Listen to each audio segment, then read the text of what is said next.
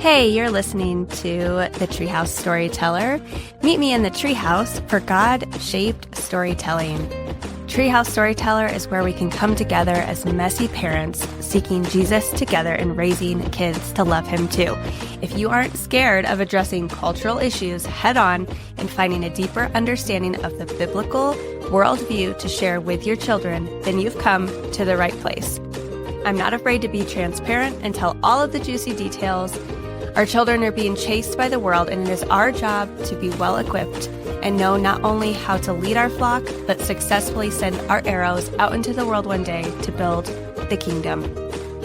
So snuggle up by the fire or soak up the sunshine with those earbuds in and meet me in the treehouse for some biblical storytelling.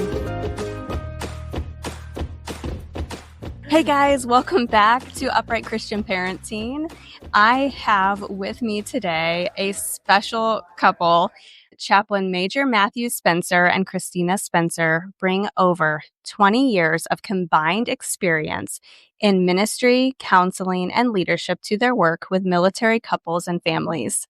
Matt, a USAF, it's hard to say that because USMC is what I'm used to saying. I know. I'm sorry. Sorry. But Chaplain, I'll give you grace here, with a background in security forces, provides pastoral care, spiritual growth opportunities, and worship leadership to airmen and their families, leveraging his extensive service across enlisted and officer roles worldwide. Christina is an ordained minister. I love that. Marriage content writer and certified marriage mediator, has led impactful women's ministries, young adult groups, and large-scale events while mentoring others in their faith and relationships. Together, they are passionate about equipping couples with practical strategies and biblical principles to build resilient, God-centered marriages, inspiring hope and transformation through their personal and professional experiences. So everybody, welcome to the Treehouse, Matthew and Christina.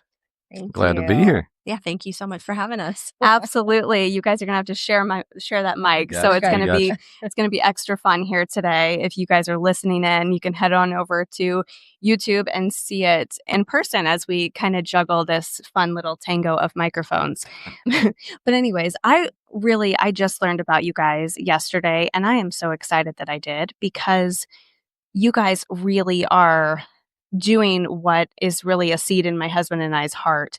And it just makes me so excited to see someone paving the way in this direction. And I really want to dive in and talk about your book specifically. Why don't you go ahead and hold it up? So it's called Valor and Vows. And I'll let you kind of, Christina, take it away. Tell us kind of the premise around this book, and maybe between the two of you, what really prompted you to write this? Like, how long of a journey has this been? Well, the book itself has been coming for a very, very long time.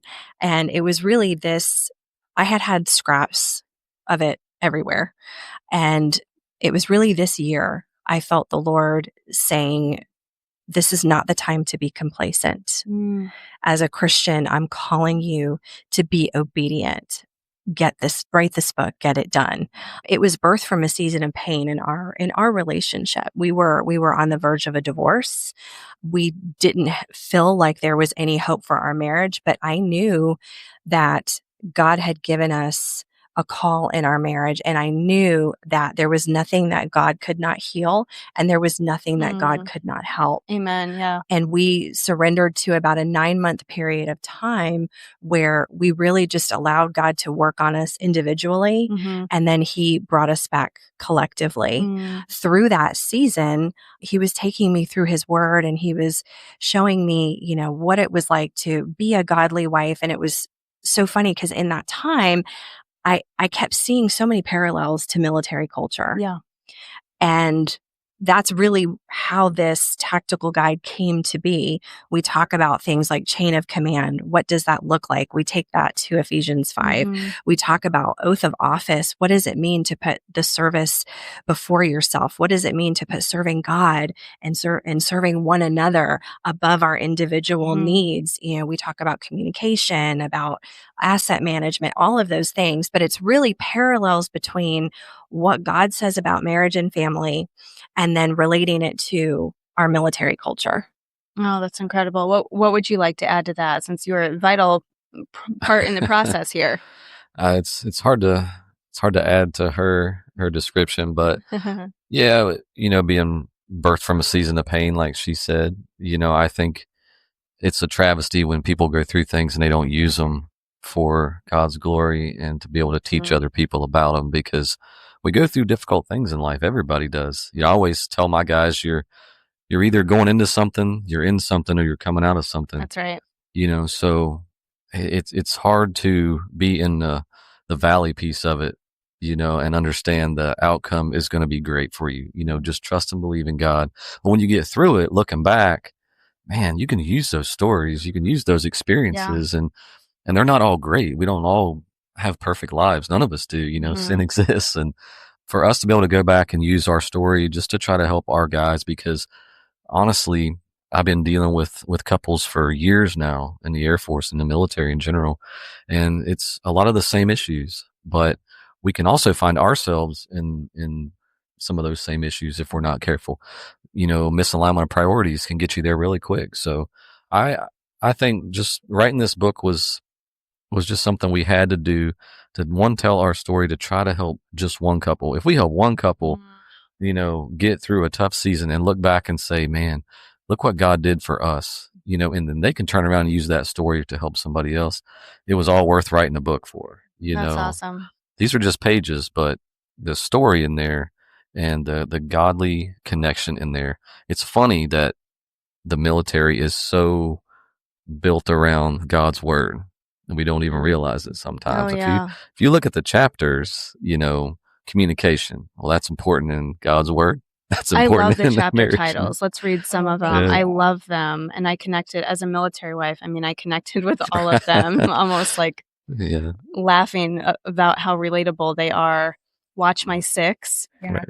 Oh, we've had a few people ask us, what does that mean? Oh, I have a German Shepherd, and her name is Callie, but I call her Six, and we live in the mountains where there's mountain lions. So I'll head out the door at night and go get the thing that I left in my car, and we have a detached garage, and I'll say, "Come on, Six." Right. So I call her Six because that's awesome. She stays right behind me. She watches my Six.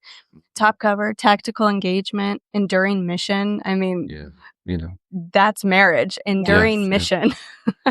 Yes. So as a chaplain, well the statistics that we are as military couples, and just statistics of any couples in this day and age. I think the average year that, I don't know if this is an old statistic, it's at least a year old, but I think the average amount of years that people are married now is 8 years. Mm-hmm. Wow. It's devastating, like 8 years. Yeah. And we're trying to raise a family on top of just trying to keep our marriage stable. And so what has that looked like over the years for you being a chaplain? Yeah, and that number really sounds accurate. Yeah. Because that puts you through a couple of PCSs, some trainings, maybe a first child or two, and then you're 8 years in and you've hit that wall, or you've been through some things that you haven't had the ammunition to get through, to fight it. Maybe you haven't been using God's word to get through those things, or you've had to go through things as a couple that beat you down, and now there's division. So that's what we see a lot.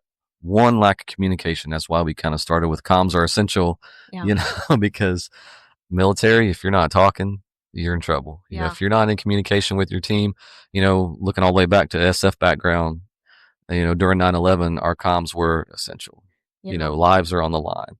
Well, marriages are on the line if your comms aren't where they need to be. So chaplain side of things, that's what we see the most of. Misalignment of priorities, which is kind of why we laid it out the way we did in the book, and gave practical, biblical foundations for getting through those scenarios that you face as a couple. So comms is for sure one, and two, just aligning your priorities together and taking care of one another in your marriage, and understanding you're not perfect in this, but you have to be given 100%. 100% from me, 100% from her. Can't be a 50-50 deal. Yeah. So that's right. Those two things. And then you start getting into the being apart type scenarios, whether it's deployments or geographically separated, assignments and things of that nature. So we deal with that a lot as well, of course. And so teaching couples how to go into that one, not wait till you're in it to figure it out. And then how to, maximize your time with one another while you're in it, and keeping your relationship strong through that. So that's probably the top three.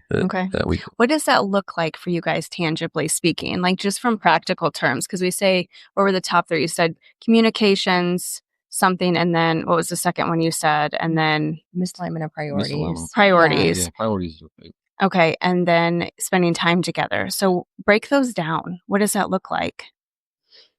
Well, for the misalignment of priorities, it's so funny that a lot of the couples that we counsel, because we do a lot of counselings together, first thing that we hear is, well, I didn't sign up for this. The spouse that's not active duty is resentful because it's not the picture that they thought it was going to be. And what we explain to them is, when that's where we talk about the oath of office. When Matt took his oath of office, I took it alongside with him.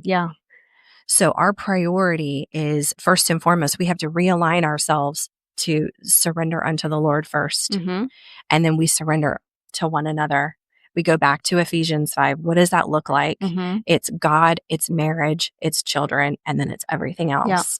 And okay, well then where does the mission fall in that? And so we talk to them about, when you're looking at the mission and you understand that, okay, he's got 12 hours at work and he's only going to be home for a couple hours. He might get a little bit of rest and he's got to go back out again. Well, then I feel like the mission's taking priority. Well, that's where you're going back to that oath. We're serving something that's greater than ourselves. So yes, we are temporarily sacrificing some time, but what we will do is we will now reallocate that time to where we have quality of time together instead of quantity of time. Whether that's him being physically at home or him being TDY or deployment or whatever the case is. For communication, I think one of the biggest things that we see is there's a lot of fatigue. So especially where I'm working right now. Working with instructors, they're 10-hour shifts, 6 days a week, and that quality time is not there for them and their families a lot of times. And they start choosing to make decisions to be at work more or to stay more involved with that and not take care of family priorities and situations. So that's really a big one, so I just wanted to, I guess it's dependent on, what your mission set is. But in each one of those is where you have to realign yourselves to have that quality time and understand how important it is, because it's a non-negotiable. Some of these things are non-negotiables, that we talk about, and you can't put those by the wayside. You might have one really good assignment because the timelines were just great for the family. You're in a good season. You go somewhere different, the mission's different. And that puts you in a different lifestyle. It puts you in a different time frame with your family. And so normal couples, I'll just say normal, not military couples, man. These civilian people that are listening. They don't always have to think about that. They plant some roots and it's pretty stable, or it can be. But for us, it can be turned on its end really quick. It was just one move. I was thinking about that last night because I know I have a lot of listeners that are not military. And so a lot of this are like, oh, well, we're not military. This doesn't ring a bell for me. But I'm like, okay, what about pilots? What about firemen? I mean, one of our best friends, her husband is a fireman, and he's gone, like 5 days and then home 4 days. And that, to me, I've always felt like, oh my word, I'd rather have this sounds terrible. I'm like, maybe you can relate. I'd rather have a deployment and just be like, okay, this is how life is for a while, than have the back and forth. Like the back and forth sounds really, really hard. And so I think there's a lot of other lifestyles, or maybe like a surgeon that's working nights, and there's a lot of families that they work different shifts, so someone's always at home, and so I think this is so applicable to much more than military couples. I really, really do believe that. I think it's so biblical, like what you were saying. I'd love for you to dive into that more. So really our marriage being tied into more biblical principles. What do you mean by that? Can you explain on? Well, just talk about Ephesians 5. It's so funny. Whenever we, whenever we're having counselings or even a marriage retreat and we start talking about, roles of husbands and wives and godly marriage, we'll see one of them just kind of squirm and they get really uncomfortable. And I had a spouse come to me and she said, well, you know what? I'm a commander and I'm in command at work. And when I come home, I'm going to be in command. And I said, I'm really glad that you said that. And she looked at me like I was kind of crazy. I said, I'm really glad that you said that. I said, let's talk about that for a second. What does that command structure look like? And she's like, well, I give vision and my team executes it. I said, okay. And then who's in authority over you? And she said, well, I report to the group commander. Okay, great. So the group commander is giving you what? She's like, well, he gives me vision, he gives me instruction, all the things. Okay, great. And then who does he report to? And so on and so forth. So we get all the way up to President of the United States. I said, okay. So in all those people that we've just talked about, are any of their roles diminished because they fall under chain of command versus over it? And she says, well, no. I said, as a matter of fact, if you take the role of, president, vice president, she said, well, if God forbid something happened to the president, the vice president has to step in its place. I said, absolutely. Yeah. I said, that's marriage. Yeah. Yeah. And she said, huh? I said, that's marriage. I said, that's Ephesians 5. I said, first and foremost, we surrender as unto God. Even when I don't believe that my husband's leading well, I surrender unto the Lord and I say, okay, Father, I disagree with him on this, but I'm going to surrender that to you because you've given him this responsibility. Yeah. And I'm going to respect that, even though I might not agree with it. And if I'm wrong, change me. And if he's not right, then I trust you to have that authority and change his heart. Yeah. And keep us in agreement. Yeah. It doesn't diminish the roles that we have because now we can work alongside each other and work smarter and not harder. So when you say things like that to someone, then the light bulb goes on and they're no longer threatened by it. They see the beauty in it. And then they say, okay, well, that's what God's word says about that. Absolutely. Okay. Well, service before self. I said, okay, let's talk about love. Let's talk about love. What do you love? Oh, I love my kids. I love pizza. I love all these things. I said, okay. I said, so you love your kids. Let's talk about your kids. What happens when your children are not obedient? Oh, I will. Oh, I want to kill them. I said, okay, but do you still love them? She said, oh, of course. Okay. That's what love is. It's loving, even though that individual might not be lovable in that moment. Yeah. We love as Christ love, which is completely sacrificial. Yeah, it's absolutely. The complete antithesis of what we see in this world. It's without condition. So on my husband's best days, I love him. On his not so best days, I still love him. Yeah. Yeah. And that is my service. That's putting the service of my marriage before my own personal need. I can't have an unrealistic expectation that my husband is going to meet all my needs. Right. He's not my Jesus. Right. Yeah. That was a hard thing for me to figure out very, very early on. I think that was something I just, kind of worshiped my husband and just looked at him as like, oh, he's going to fix all my problems. And he kind of does a lot. I have to say that. But 7 months into our marriage, he deployed. So, I pretty much was like, before I even had that full honeymoon period, he was already gone again. And I had to fully find reliance on God, like just God for the first time. Yeah. And it was an incredible, beautiful thing. But I had to almost be stripped of him first to realize like, oh, I can't rely on my husband for this part of feeding my spirit. Like that has to come from the Lord. And obviously that was a walk and a journey and it always will be. But yeah, no, I resonate. That resonates with me a lot. Wow, that's incredible. Do you have anything to add to that? Just when you ask couples, what's your priority list? Or, what are the most important things in your life? Typically when a couple's going through something and they sit down and ask them that question, God is somewhere around 6th or 7th, not in the top 5, typically. They'll say the kids, finances, yeah, job, school, all these different things that are monopolizing that time and taking away from the most important pieces, which is God at the head of things, and once we can realign that a little bit, and once they see the importance of having God first, because, if you have him at the very top, all the other things seem to fall in line the way they should. Yeah.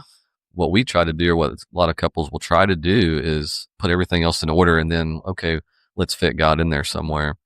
And it goes back to Ephesians 6:10 for me, which is, probably my favorite verse in the Bible.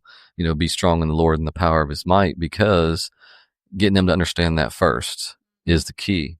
Once they understand their relationship with Christ is the most important thing, then they start seeing their marriage different, their spouse different, their kids different. Yeah. And everything else, is taken care of. Why? Because you have that direct connect with Christ, and he's the head of your life, and she can't be the head of my life. God's the power source. That's so if you keep that, if that is open and flowing, and you're going to him first, that's it, man. Yeah. And it's funny how things seem to work a lot better when you put him at the head of that of the table. So that's really all I wanted to add to that piece. Okay, so I'm going to ask the hard question. So you said that this kind of came out of a really hard season. So what did that look like? Because I want to encourage couples that maybe if they're going through the hard season, like, what did that look like, and how did you come out of it? I'll let her start, and then I'll finish. Okay, all right. Well, it started with him coming home from a TDY. And can you tell us what a TDY is for those civilians? Yes. Temporary duty. What's the Y for, actually? It's temporary duty assignment, but we're just going to say. Yeah, temporary duty assignment. There you go. But the Y is silent. I have I don't know. But he came home from that, and he said, "I'm done." He said, I want a divorce." And I remember I was just absolutely shocked. I couldn't believe that was a word that was even entering our home. Yeah. And it seemed so final. And I remember the next morning when I woke up, I was having devotion, and the Lord took me to the story of Abraham. Okay. When he was taking Isaac up to the mountain, and he had that decision to make. Am I going to be obedient? Am I going to put my son in to be sacrificed? And the Lord, of course, provided. Yeah. And the Lord said to me, "Do you trust me?" Wow. And I cried. I couldn't, I wanted to trust him, but my hands were so tight. Yeah. I was so scared. Yeah. I was losing everything. Yeah. And I said, "Okay, Lord, I trust that you will either raise this marriage from the dead, or you will provide a sacrifice." Yeah. We were very fortunate to have some amazing prayer warriors that were in that season with us. And we did what was called a constructive separation, because Matt at the time, he's like, I was done. He didn't want anything to do with it, didn't want to go to counseling at first. So I stayed with our pastor and his wife. They had a little cottage I stayed in, and Matt was in the house. I would come home every week, make sure that he had his groceries, and make sure that his uniforms were ironed, all those things. But while I was there, I was in a season of fasting. I was in a season of prayer. That's really what I did for about 9 months. Wow. And I went to the Lord and I said, "I need you to change me," because I realized in that season, all the things that could have gone wrong in a marriage went wrong. We weren't prioritizing God. We were actually prioritizing the mission over God. We were so focused on, being there, ministries, people, repairs, 24/7, 365, no federal holidays. Yeah. And we were so busy doing good things for the Lord that we weren't putting him first. Yeah. As a wife, there was resentment, there was anger that I had not dealt with that I would take out on him. There were so many things that needed to be changed in me that I knew, regardless of whatever happened, whatever the outcome was going to be, I needed to change those things in my life. And I let God just do the refining process, and it hurt. Yeah. It hurt. It hurt to be away from him. I didn't want to be away from him. I wanted to work on things together. But it's just like you said, he was my Jesus. And he was my Jesus for years. Mm-hmm. And God was saying to me, there is one thing that I will not do. I will not compete for your attention, and I will not compete for glory. Wow. Wow. I am jealous, and I want you first. Yeah. I want you to put me first. And I will teach you. I will teach you how to be the wife that I've called you to be. I will teach you how to be the mother that I've called you to be. I will teach you how to be that support system for him that he so desperately needs and desires. And we both did that. And Matt started to see those changes little by little, realizing that it was real, that it wasn't just a put on to garner him to come back home. And he said, okay, let's go ahead and let's do counseling and let's do this repair together. And we did. And by the grace of God, we reunited. And what was the timeline between kind of that separation and that decision to try and move forward? 9 months. Yeah. Yeah, about 9 months. Wow. Yeah.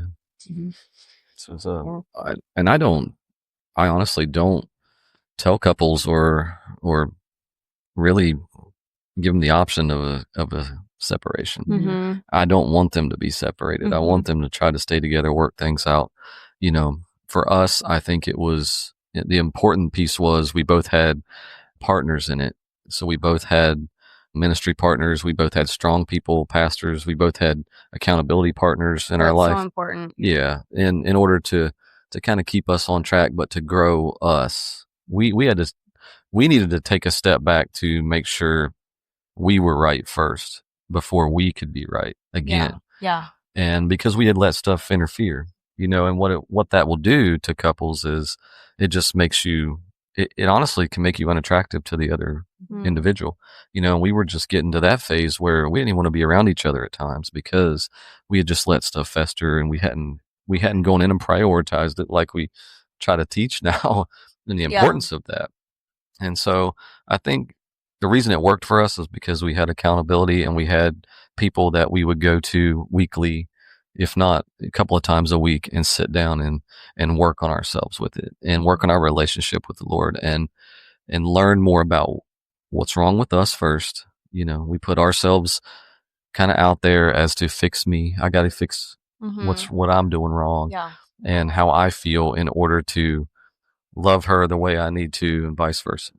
And I think once we did that and explored our own, faults and our own hurts and kind of worked on those things because we had hurt each other too, And I think that's another thing couples don't always consider as being of utmost importance is the detrimental effect that it can have to hurt one another. If you let those things fester and carry on, those are memories or those things that keep getting brought back up that you go back and refer to, and then it just builds and builds. It does. And then you have a blowout, and so those are things we had to deal with during that time period. And I think we became, attractive to one another again, so to speak. And, and we're able to look at each other and trust each other to know that we were committed and that we had fixed or were at least, working hard at getting better at where we were needing some work. And then that's kind of how it worked out for us. And, we kind of give the reasonings now and some of the principles in the book that can help couples do that too, if needed. So to me, that's what it was like. It was difficult. It was not fun, but it was needed for our journey, to be here today. We had to walk through that valley. So. What was one of the most healing parts of that? Was there a really pivotal or really memorable moment of healing there? I think once I saw that she had truly understood what was hurting me from her side, which was, the animosity or anger or just, kind of seeing her deal with that in a different way and treat me in a different way and talk to me in a different way and acknowledge in the past where maybe she had not taken the right approach. That made me want to be better. And it made me see, well, maybe I didn't take the right approach either. So I think that helped us heal and grow in that specific area. For me, that was huge. That showed me that she did truly love the Lord first, and then down from there. Yeah. Because that's the only way marriage is going to work. Yeah. I always quote Dr. Jimmy Evans when he says, if you do marriage God's way, you have 100% chance of it working. That's not his exact words, but that's what he says. And that's true. If you do it God's way, by the book, so to speak, in God's word, in the Bible, you do marriage his way, it's going to work. Yeah. If you're committed to doing that. Yeah. Because that's the way it's supposed to work. And yeah. I remember my dad sitting my husband and I down in our basement of all places. I don't know why we were in our basement. He had an old desk down there, so maybe he was doing paperwork or something. And he told us right before we got married, maybe a month or two in advance, he said, hey, the only way this is going to work is if you put God first. And I didn't fully understand what that really, truly meant. But I mean, it stayed there. But yeah, that's so awesome. And I think one of the biggest things for me when it came to healing, it really took a moment when I realized how much I had hurt the Lord, how much my actions had grieved him. Communication was a really big issue for both of us. And I didn't understand the weight and the burden of what he carried. I knew that the nature of his work was very, very difficult. I knew that it was very, very taxing, but I had kind of a head knowledge about that. It had not hit my heart. Yeah. It did not hit my heart how much of it he was really bringing home. Sure. Because there's so much of his work that is confidential that he can't really tell me. Yeah.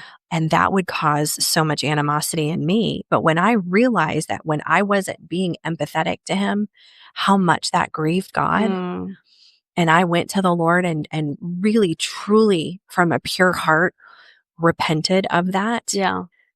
The forgiveness that he showed me healed me. That's awesome. God, forgiveness comes through the Lord. Yeah. We can say that to one another and we can somewhat mean it, but true forgiveness, man, that's coming from the Lord, making your spirit right with that, and truly, loving him enough to see where you may be wrong and see where you need to forgive that individual. Yeah. And if it comes through him and from him to the other person, that's, you can see that genuineness. And that's what she brought, It's good. That's awesome. So you guys have kids? We do. Our son's 26. Oh my goodness. So yes. Were you 12? You will survive this. No, I'm just kidding. That's the next book. That's the next book. How can we bring in the V's? Valor, vows, and victories. Victories and children. No. I'm trying to think of a V for a kid. Yes. Wow. Yes. So how old was he when you guys were kind of going through this season? So he was in his freshman year of college. Yeah, he was in his freshman year of college when it started. Okay. And I hate to speak for him, but I think I could say for him that he learned obedience for the sake of obedience is what the Lord desires sometimes. Not because, you get, how do I say it? When couples are working through situations and they decide to just, get a divorce, there's no judgment, there's no condemnation of that. However, marriage is a direct reflection of our relationship with God. Yeah. And he never leaves us and he never forsakes us. Yeah. His best for us is that we would remain together as husband and wife. Yeah. And when you're obedient for the sake of obedience, God would absolutely honor that. So what we tell Michael is, it's not that we didn't go through things in our marriage, because you saw that we went through things and you saw that we went through this hard season where the marriage almost ended. But what you also saw was God's restoration. Yeah. Because two people decided to be obedient for the sake of obedience. Yeah. Our flesh was completely taken out of the picture. Yeah. It wasn't about, you hear sometimes people say, well, we just want you to be happy. Right. That wasn't what it was for us. Yeah. We knew that joy would be the overflow of obedience. Yeah. but we had to be willing to do what was hard. Mm-hmm. Yeah. And it wasn't easy. It wasn't fun. Eating humble pie never tastes good. No, it's terrible. It's disgusting. But I'll tell you, I'm so thankful that we did. Yeah. Because the marriage that we have today is, it's beyond my wildest dreams. You can make it through San Antonio and Dallas traffic and get here in one piece as a couple. You're doing pretty well in my book. Good. So. That's good. You haven't been to Denver, though, lately at least. Oh, my goodness. It's been a while. Yeah. Oh, well, that's good perspective then. You can get through the traffic. Yeah, get through the traffic. There's some metaphors there. Oh, my goodness. Well, I think it's so important that our kids can see us kind of battle or kind of war through marriage and come out. That's happened in our home many, many times. That mom and dad are not really happy with each other right now, and the next day we're great again. We recover, but those scars that happen along the way, they do stir up again if you don't really stop and go, how are we going to heal from this? Mm-hmm. That total healing, I think, is such an important piece of your story that you guys really seem to get, and I think that's incredible. Oh, thank you. And another piece is don't go back on those things. Don't keep bringing that up. Yeah. If you say you forgive one another for something, don't bring it up when you think the time it's needed for you to bring that up again. Yeah. You got to bury those things and keep it, keep moving, and trust and believe the individual for forgiving you, and give them the courtesy and the love, for your spouse to not go back and say, well, you remember when this happened, or this is, you're making me remember this circumstance in our life. Don't do that. Don't go back on those things. Move forward. That's what we're always talking about in the military anyway. The mission has to keep moving, whether I'm in it or not. It's still moving. Pretty sure the base was just fine today with me here, TDY. So it's going to keep going. Show must go on. Show must go on. So, yeah. And if it's not, then that's a problem. That's a problem. Yeah. There's a leadership problem there. I have a great partner at work, so I'm sure it's just fine. Oh, that's great. That's great. Well, I'm so glad that you guys are able to be here with me today. I'm excited that you're at NRB, and I'm just beyond blessed to meet you guys and learn from you. And we appreciate you. I was telling my husband about this really late. I was probably like drooling. I was so tired. I'm just like, it's called Valor and Vows. Yeah, like I literally was so tired. And he's like, oh, this is awesome. We should do this together. I'm like, yeah, there's a box. Oh, tell us about the box. Oh, okay. Yeah. So actually it was when the Lord kind of put it on our heart how to lay this out. Mm-hmm. Again, it's called a tactical guide to a mission ready marriage. And we wanted something that was versatile. Yeah. So it could be used as a women's study, a men's study. It could be used, couples, small groups, marriage retreats, all those things.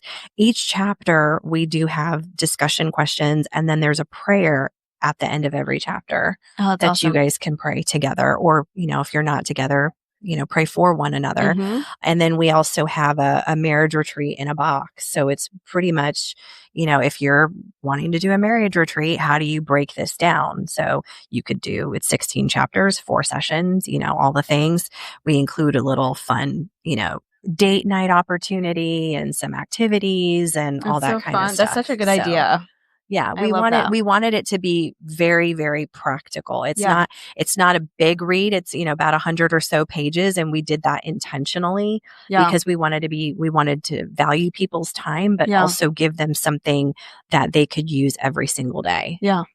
That's incredible. That's awesome. All right. How can my audience find you guys, support you guys, buy the book, all the things? Well, our website, Valor and Vows, www.valorandvows.com.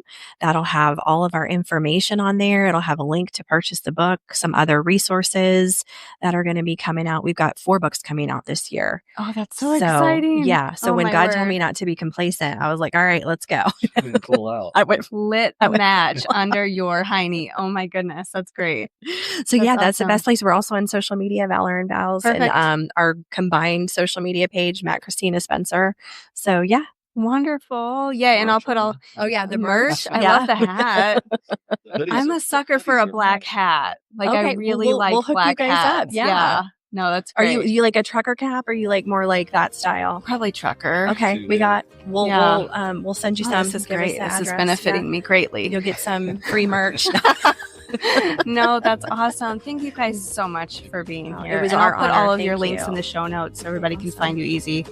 So that would be great. Yeah, our honor. Thank you. Shout out to your husband too, for his service. Oh, absolutely. Appreciate that. Yeah. Yep. It's always nice to meet other couples, brothers in arms, and even though he's a Marine, I still like him. I'm sure he's a good guy.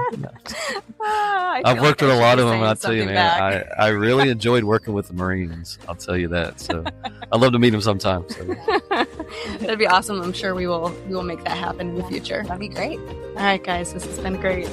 Thank you. Well, thank you. Wait, before you go, don't forget to hit that subscribe button and follow us on Facebook or Instagram at the Treehouse Storyteller so we can stay connected. Head on over to thetreehousestoryteller.com for more products, artwork, photography, and encouragement. See you next time.